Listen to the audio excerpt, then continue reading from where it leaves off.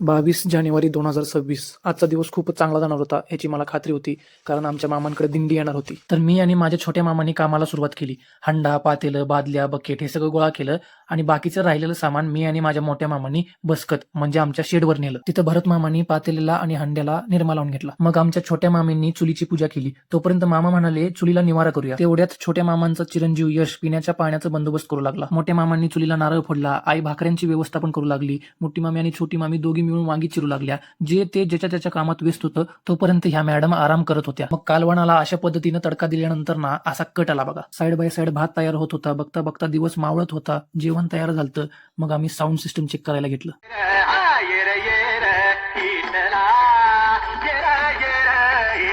येर येर मनोस्तोर विठ्ठल ह्यांच्या रूपात येऊन उभा राहिला. मग आम्ही पूजा केली, आरती केली, आमच्या नानांना निवद दाखवला, भजन केलं. मग जेवणाच्या पंक्ती उठल्या.